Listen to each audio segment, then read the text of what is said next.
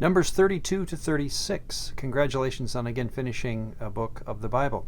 Well, the end of Numbers is, as you read, dedicated to clarifying boundaries and organizing cities and even explaining how to cleanse the land when Israel is to occupy it. They are again perched right here on the edge of the Jordan River, about to go west into the land. It is called the land numerous times, which indicates that there is a predetermined understanding as to what it included. Let's talk about the land this time.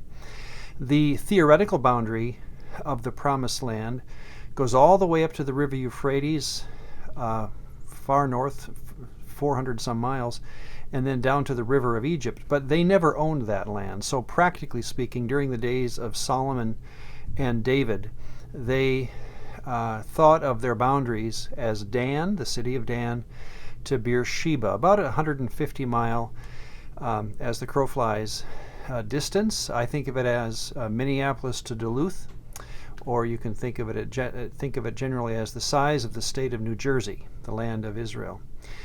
Let's think about how they thought of Israel, or the land of Canaan at that time, with just some words that come to mind as we think about the end of Numbers.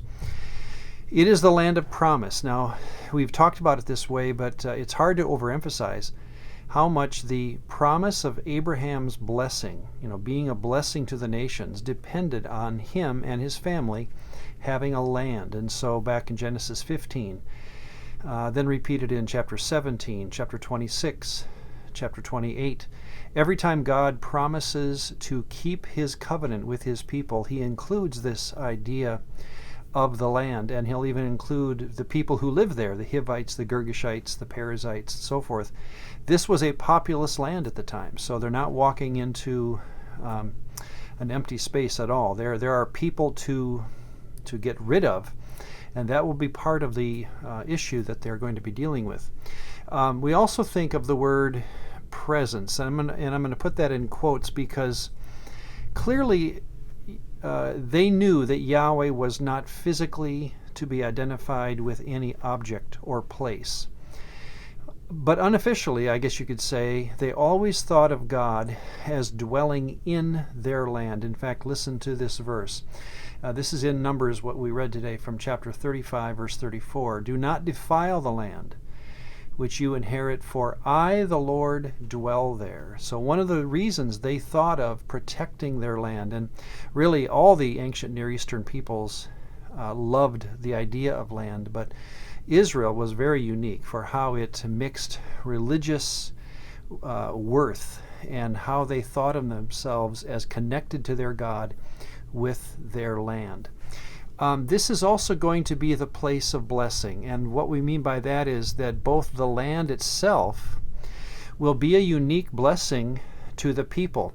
The reason Israel is so valuable, even today, it doesn't really have a lot of natural resources. We don't think of it that way. It's not a large land by any means, but think of the boundaries. The Mediterranean Sea here, desert off to the east, and of course then two continents, Asia to the north and Africa to the south. If you want to travel between Asia and Africa, you are going to come through this, about 50-mile width of land, and it does cause for a lot of pressure. One commentator has judged that every 42 years on average in the history of Israel, going all the way back to Abraham's day, every 42 years there has been a war in this land, for the land. That is because those who live in the land experience blessing. The culture, the agriculture, remember that land flowing with milk and honey concept. This is a land that God even says, here's a verse in Deuteronomy 11, God cares for this land, his eyes are always on it. That's the promise that these people had, that God would take care of them in this land, that both would be a blessing to them, and here's the point, from this place they would be a blessing to the rest of the world.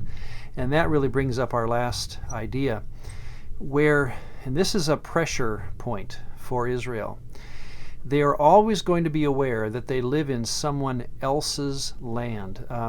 Leviticus 20, verse 23, do not walk in the statutes of the nations I am casting out before you. They commit these things, and I therefore abhor them. Here's the point.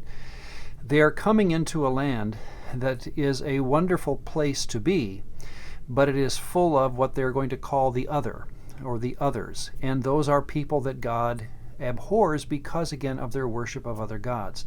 So how do you live in a land where you need to cast out the people that live there, and yet you need to be a blessing to them in some way and be a blessing to the world? So as we continue study into Deuteronomy next time, realize this pressure that Israel is walking into, but of course gladly and voluntarily.